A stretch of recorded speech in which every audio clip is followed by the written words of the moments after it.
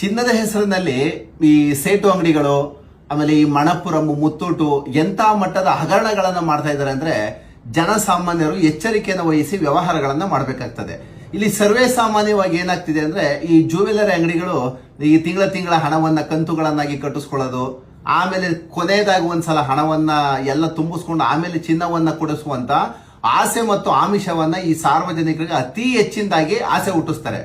ಈ ನಮ್ಮ ಮೈಸೂರಲ್ಲಾಗಿರ್ಬೋದು, ಚಾಮರಾಜನಗರ ಆಗಿರ್ಬೋದು, ಹುಬ್ಬಳ್ಳಿ ಆಗಿರ್ಬೋದು, ಇವೆಲ್ಲ ಏನಾಗುತ್ತೆ ಅಂದ್ರೆ ಈ ಒಂದು ಸಲ ನೀವೇನಾದ್ರು ಚಿನ್ನವನ್ನ ಕೊಟ್ಟಂತ ಸಂದರ್ಭದಲ್ಲಿ, ಅಡಮಾನವನ್ನ ಮಾಡಿದಂತ ಸಂದರ್ಭದಲ್ಲಿ ನಿಮ್ಗೆ ಯಾವ್ದು ನೋಟಿಸ್ ಅನ್ನ ಅಥವಾ ಆಕ್ಷನ್ ನೋಟಿಸ್ ಅನ್ನ ಕೊಡದಲೆ ಏಕಾಏಕಿ ಆಕ್ಷನ್ ಮಾಡ್ಬಿಡೋದು.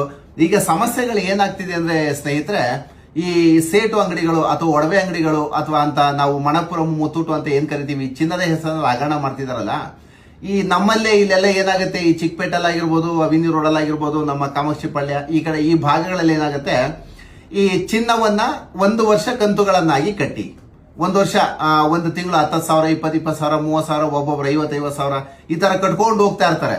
ಈ ಮೊನ್ನೆ ರೀಸೆಂಟ್ ಆಗಿ ಒಬ್ಬ ಏನ್ ಮಾಡ್ದ, ನಮ್ಮ ಈ ಭಾಗದಲ್ಲಿ, ಸುಂಕದಕಟ್ಟೆ ಭಾಗದಲ್ಲಿ ಒಂದು 20-25 ಕೋಟಿ ಕಲೆಕ್ಷನ್ ಮಾಡ್ಕೊಂಡ, ಊರ್ ಬಿಟ್ಟು ಹೊಂಟ.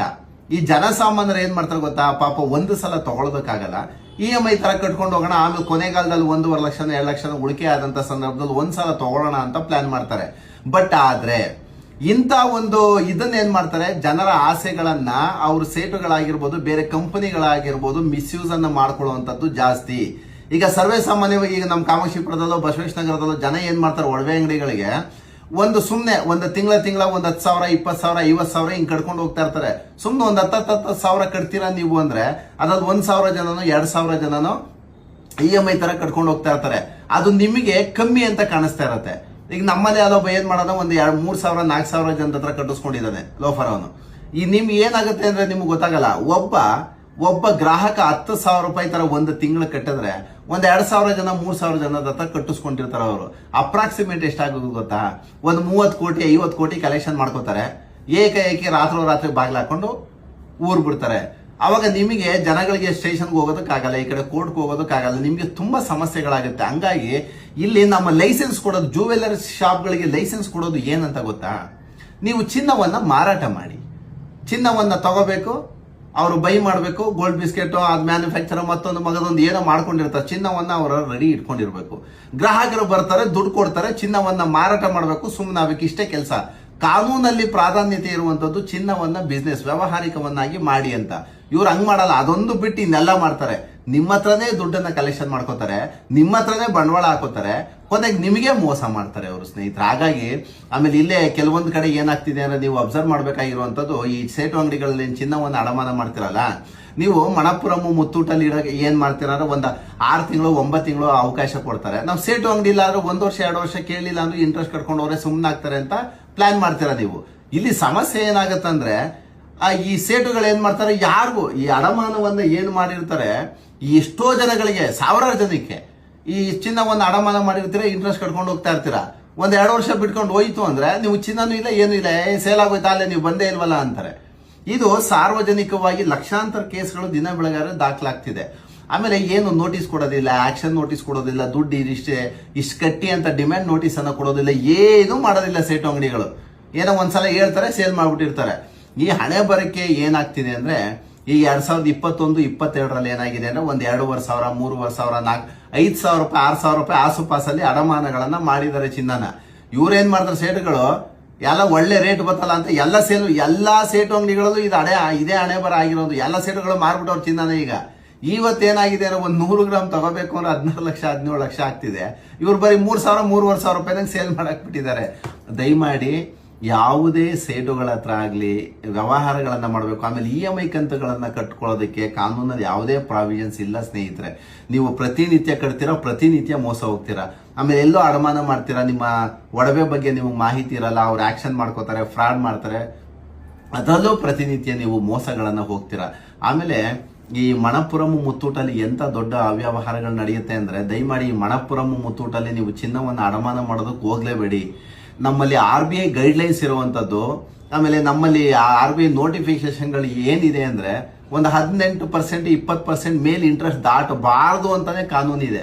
ಬಟ್ ಈ ಮಣಪುರಂ ಏನ್ ಮಾಡ್ತಾರೆ ಗೊತ್ತಾ, 3 ತಿಂಗಳಿಗೆ ಒಂದು ಸ್ಲ್ಯಾಬು, 6 ತಿಂಗಳಿಗೆ ಒಂದು ಸ್ಲ್ಯಾಬು, 9 ತಿಂಗಳಿಗೆ ಒಂದು ಸ್ಲ್ಯಾಬು, 36% ಬಡ್ಡಿ ಹಾಕ್ತಾರೆ ಮಣಪುರಮಲ್ಲಿ.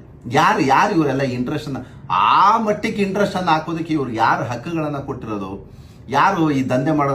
ಮಿನಿಮಮ್ ಈ ಮಣಪುರಂ ಮುತ್ತೂಟ್ಗೆ ನಮ್ಮ ಕರ್ನಾಟಕದಲ್ಲಿ ಒಂದು 50 ಲಕ್ಷ 60 ಲಕ್ಷ ಜನ ಕಸ್ಟಮರ್ಸ್ ಇದ್ದಾರೆ.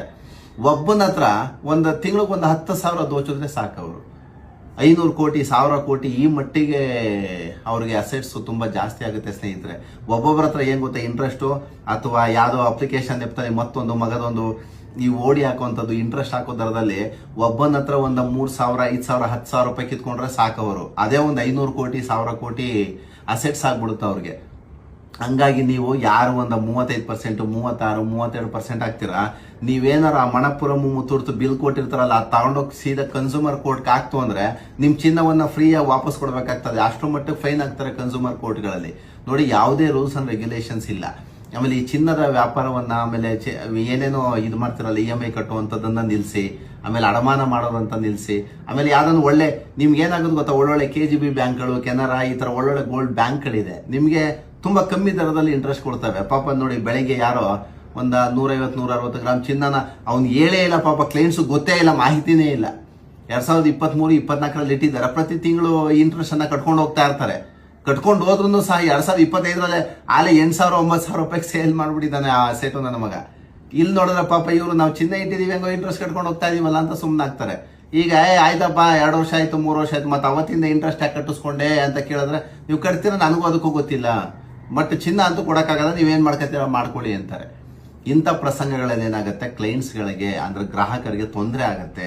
ನೀವು ಕೋರ್ಟ್ಗೆ ಹೋಗೋದು ಮತ್ತೊಂದು ಮಗದೊಂದು ಒಂದು ಸ್ವಲ್ಪ ಡಿಲೇ ಆಗುತ್ತೆ, ಬಟ್ ನ್ಯಾಯ ಸಿಗುತ್ತೆ. ಆದ್ರೆ ಒಳ್ಳೆ ನಂಬಿಕಸ್ಥ ಕಂಪನಿಗಳ ಜೊತೆ ವ್ಯವಹಾರ ಮಾಡಿ. ಆಮೇಲೆ ಇವೆಲ್ಲ ಕಂಪ್ಲೀಟ್ ಬೋಗಸ್ ಕಂಪ್ನಿಗಳು, ಎಲ್ಲೋ ಸ್ವಲ್ಪ ಸಣ್ಣ ಬಜೆಟ್ ಇಂದ ಸ್ಟಾರ್ಟ್ ಮಾಡಿದಂತ ಕಂಪ್ನಿಗಳು ಇವತ್ತು ಲಕ್ಷಾಂತರ ಕೋಟಿ ಅಸೆಟ್ಸ್ಗೆ ದಾಟಿದೆ ಅಂದ್ರೆ ಅವ್ರು ಎಷ್ಟು ಮಟ್ಟಿಗೆ ಹಗರಣಗಳನ್ನ ಮಾಡ್ತಿದ್ದಾರೆ ಅಂತ ನೀವೇ ಯೋಚನೆ ಮಾಡಬೇಕು ಸ್ನೇಹಿತರೆ. ಹಾಗಾಗಿ ಮಣಪುರಂ ಮುತ್ತೂಟು ಇಂಟ್ರೆಸ್ಟ್ ಜಾಸ್ತಿ ಯಾರಾಗ್ತಾರೆ, ಇಮಿಡಿಯೇಟ್ ನೀವು ಕನ್ಸ್ಯೂಮರ್ ಕೋರ್ಟಲ್ಲಿ ಕೇಸನ್ನ ಫೈಲ್ ಮಾಡುವಂತ ಕೆಲಸಗಳನ್ನ ಮಾಡಿ. ಆಮೇಲೆ ಈ ಸೇಟುಗಳನ್ನೆಲ್ಲ ಯಾರು ನಂಬೇಡ್ರಿ. ತಿಂಗಳ EMI ಕಟ್ಕೊಂಡು ಹೋಗಿ ಆಮೇಲೆ ಕೊನೆಯದಾಗ ಚಿನ್ನ ಕೊಡ್ತೀವಿ ಅಂದ್ರೆ ನಿಮ್ಗೆ ಇವತ್ತು ಒಂದು 3 ತಿಂಗಳು 6 ತಿಂಗಳು ಕ್ಲೀನಾಗಿ ಕಟ್ಟಿಸ್ಕೋತಾರೆ. ಆಮೇಲೆ ಕ್ಲೀನಾಗಿ 3 ನಾಮ ಹಾಕ್ಬಿಟ್ಟು ಸೀದಾ ಊರ್ಬಿಟ್ಟು ಹೋಗ್ತಾರೆ. ನೀವು ಆಮೇಲೆ ಒಯ್ದೋಯ್ತು ಬಿಡು 30,000 50,000 ಅಂತೀರಾ. ಆ 30,000 50,000 ಒಬ್ಬೊಬ್ಬರ ಹತ್ರ 1,000 ಜನದ ಹತ್ರ ಕಲೆಕ್ಷನ್ ಮಾಡ್ಕೊಂಡ್ರೆ 50 ಕೋಟಿ 100 ಕೋಟಿ ಆಗುತ್ತೆ. ಅವನ್ನೆಲ್ಲೋ ರಾಜಸ್ಥಾನಕ್ಕೋ ಗುಜರಾತ್ಗೋ ಪಶ್ಚಿಮ ಬಂಗಾಳಕ್ಕೋ ಹೋಗಿ ಬದಿಕೋತಾನ, ಅವನು ರಾಜರ ತರ ಇರ್ತಾರ ಅಲ್ಲಿ. ಇಲ್ಲಿ ನೋಡಿದ್ರೆ ನಮ್ಮ ಕರ್ನಾಟಕ ನಮ್ಮ ಬೆಂಗಳೂರಿನ ಜನತೆಗೆ 3 ನಾಮ ಇಕ್ಬಿಟ್ಟು ಕ್ಲೀನಾಗಿ ಯಾವುದು ಕಾನೂನಲ್ಲಿ ಪ್ರಾವಿಷನ್ಸ್ ಇಲ್ಲದ ಸಂದರ್ಭದಲ್ಲೂ EMI ತರ ಕಟ್ಟಿಸ್ಕೋತಾರೆ ಇವರು. ಹಂಗಾಗಿ ಸಾರ್ವಜನಿಕರು ಎಚ್ಚರ ಆಗಬೇಕು. ಹಂಗಾಗಿ ಈ ಯಾವುದೋ ನಕಲಿ ಗೋಲ್ಡ್ ಕಂಪ್ನಿಗಳಿಗೆ ಮತ್ತೊಂದು ಮಗದೊಂದಿಗೆ ಮೋಸ ಹೋಗುವಂತ ಕೆಲಸವನ್ನ ಮಾಡಬೇಡಿ ಅಂತ ಹೇಳ್ತಾ ನಾನು ಮಾತನ್ನ ಮುಗಿಸ್ತೇನೆ. Thank you.